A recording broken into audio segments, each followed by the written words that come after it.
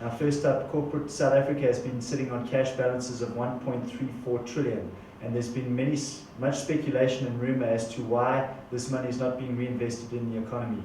OMIGSA's chief economist, Rian Leroux, has a different take on that, and he joins us here at Melrose today to discuss this. Thanks for joining us, Rian. So you've got a different take on this cash balance that's sitting on corporate balance sheets, so 1.34 trillion. You've done some analysis. Just take us through your take on this money that's been sitting on these balance sheets. Well, let us just step back one step quickly. This 1.3 trillion is often said to represent monies that the corporate sector in South Africa holds with the banks. They sit on the cash and they don't want to invest it in the economy. And has been referred to very often from different circles that companies are loath to invest in the economy. Now, we got split data from the Reserve Bank on the total, and what it actually shows is that about 760 billion of the 1.3 trillion is actually monies held by the likes of asset managers as part of their portfolio investments and medical funds, and also money market unit trusts that hold a portion of the investments with the banks. So those monies, fully 57% of the total, are not really earmarked for direct investment in the economy.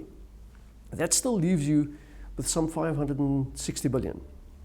Now the question is, why do companies still sit on such huge cash piles?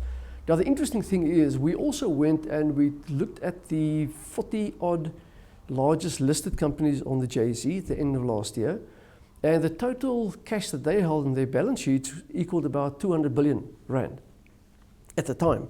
So if you look at the 40 largest ones, then the cash pile is not nearly as big as the 1.3 trillion would kind of suggest. But this still leaves you with a gap of something like 300 billion odd. Where's the other?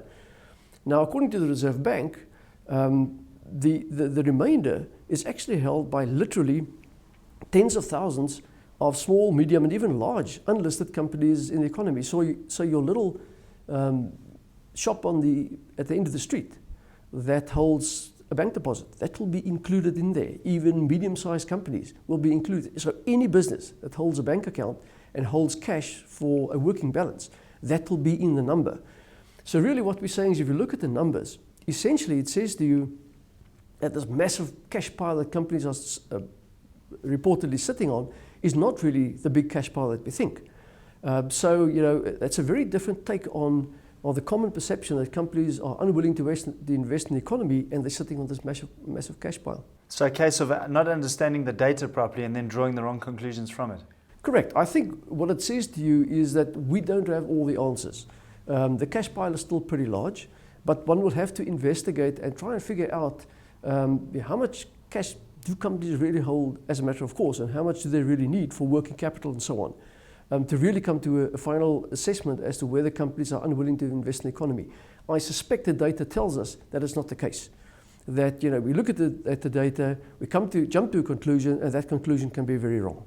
So because of the lack of research, there's actually no way of, at this point, telling yet whether or not the amount of money sitting on those corporate balance sheets that you alluded to, that 200 billion, is actually surplus, or it's just standard for these companies to keep that type of money on their accounts, on their books, for a range of different reasons.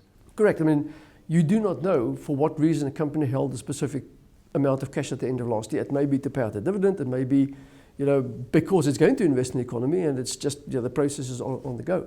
So one doesn't actually know. So it needs a lot of further investigation. But my bottom line conclusion is that this cash pile is not nearly as big as we think, and I don't think one can draw any conclusion as to the willingness or not of companies to invest in the economy. It's not purely based on this cash pile. On this cash pile, it's not only South Africa that this problem, this state of affairs has been alluded to. We hear often about US companies, for instance, sitting with a lot of cash piles. You've been doing quite a lot of work looking at different situations and the state of economies around the world. What's your sort of take on that? Are American companies hoarding cash at this point? Well, we haven't done detailed research into what's happening abroad, but I'm aware of the fact that American companies and even European companies sit on a lot of cash. Now, the reasons for that may be those economies are not growing at all, investment conditions are not particularly attractive, they're all in deep recession, so why would you invest in the economy if you're in a deep recession, particularly in the Eurozone, not so much in the US. So as I said, it requires more investigation and more research to come to a real solid conclusion as to what is really going on here. Without sounding, without stating the obvious, just explain to us the transmission mechanism. We hear a lot about this quantitative easing taking place. Obviously, this money is ending up somewhere. Is it not on the balance sheets of corporates? I mean, financial institutions, I would think, would be the obvious starting point. Just tell us how all this money that the Fed and the Central Bank of Japan and the BOE are printing, how does it get transmitted into the real economy? I think what you got to remember, number one, is when we talk about these cash balances, it excludes the financial sector. It's just pure corporates. So if you look at the way the QE works, is what central banks are effectively doing is they are buying paper, and they're buying paper off the private sector. It doesn't matter who it's held by. And people in the private sector, and mostly banks, they will again get the money from the central bank. The central bank will end up with the paper, the asset. And what has been happening so far, the whole idea is that when banks then end up with money, that they should actually lend it out for investment in the economy and for people to buy stuff, basic credit extension. And that then filters through the economy in the form of investment or demand from consumers. What is actually happening on a grand scale, it seems, is that banks are actually depositing the money back with the central banks. So they're just sitting on the cash. And it's simply because there is no demand for investment, particularly in the Eurozone. Economies are in deep recession, so there is no demand for investment. And households, either banks do not want to lend to them because they're perceived to be a risk, or alternatively, households do not want to borrow because they're scared maybe of losing jobs, whatever the case may be. So the transmission mechanism from having cash available to invest in the economy or to lend out to people to spend, that transmission mechanism is broken. And that is why you're not getting any inflation in the world either. So basically, the money creation is being short-circuited in the sense that it goes to the banks, goes straight back to the central bank. So there's no direct impact on the economy. So that is why I've always argued for a long time, there is no inflation in the world. The world is actually very deflationary because, number one, money creation is not leading through a transmission mechanism to fast economic activity that creates demand that could potentially generate inflation. That is not happening. So will inflation come? I don't think so. I've been sort of very anti the view that money creation, the so-called money creation, will generate inflation eventually. And the reason I didn't think it would create inflation is because of those very broken transmission mechanisms. So once the transmission mechanism starts to heal and the credit channel starts to work again, i.e. you do get credit extension, will inflation then arrive? Again, I think maybe threats of inflation arrive or concerns about inflation arrive, but once that happens, once the transmission mechanisms start to work, and once you see credit extension starts to improve and economies start to grow faster, I will still not fear inflation. I will then fear central banks. Because that's when central banks will say, we have generated a lot of money, it is starting to work, we're now going to normalize interest rates. So you may end up with a situation like in 1994 in the US, where the federal funds rate was very low, the economy surprised on the upside, and the Fed feared inflation would come. If you now look back to that period, you find inflation never came, but interest rates rose a lot. I think that's the kind of picture that could emerge, but that's still a few years away. That's not going to happen anytime soon. In fact, if you look at the world at the moment, I think the world has just received, another triple disinflation shock. And that is the Bank of Japan, with their monetary easing is not inflation, it's actually deflationary, because what they're doing is by weakening the yen, they are imposing a disinflationary force on the rest of the world. Now you've got to compete with the Japanese. So the Koreans have feared what Japan's doing. So they're going to become more efficient and productive. So that's very deflationary. So that's the first deflationary shock. I think the second one that has occurred is the fall in commodity prices that you see, the last couple of weeks. They've fallen actually quite sharply. And the third one is the fact that the world economy looks like it's slowing again. So already you had a fairly disinflationary world, and I think that's been reinforced the last couple of weeks. So I don't see inflation on the horizon for the world at large. I mean, here and there you've got pockets of inflation, but for the world at large, I still think the world is very deflationary. Coming back to Japan, I mean, they're 20 years into this situation. They've got a massive demographic trend working against them. I believe there's 5 million fewer Japanese citizens in Japan today than there was 7 years ago.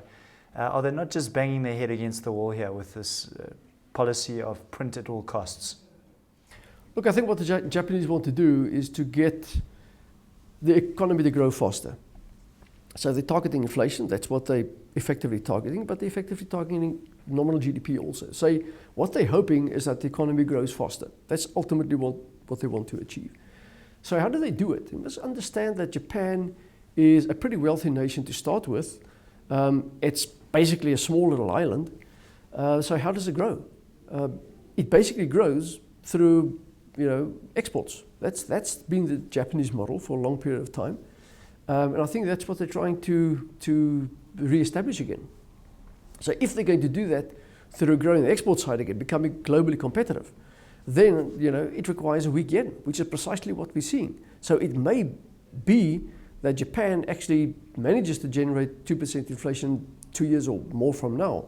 But ultimately, what that process implies, I think, is that they will become competitors to the rest of the world again, to the Koreans and anybody that produces the same kind of stuff that the Japanese do. So to me, it remains a deflationary shock to the world and not an inflationary shock. You've, just to move quickly, I know we're running out of time here, but besides Japan and obviously this quantitative easing theme, you're saying that the recovery is being led by the US and China, but things have slowed down a little bit. Just give us your take on what you expect going forward for the next 24 months. Look, I still think that this is a temporary slowdown. I don't think the world is about to flop back into a full-blown downturn again. In fact, you've seen this kind of slowdown the last couple of years, just about every year, around March, April, May, for different reasons. But I think this is once again one of those. I think the reasons, particularly in the US, is the fiscal tightening, the increase in personal taxes that you had at the beginning of the year, and more recently, of course, the sequester, the cutback in government spending. I think that will act as a drag on the economy for a while longer, but I don't think the US is about to flop into a downturn again. I think you'll have a couple of quarters of soft growth, and then things will start to reaccelerate again. I think in China, data is probably pretty confusing at the moment still. Remember last year was a leap year that affected this year's numbers. Also, I think with their public holiday shifting around the early part of the year, you always get noisy data out of China. You may recall the fourth quarter numbers were surprisingly strong, so the first quarter numbers now surprisingly weak again. I don't think it's a start of a renewed downturn in China. I still think that people may have become overly optimistic on China's growth forecast for this year, expecting north of 8%. I always argue it'll probably be between 7.5 and 8.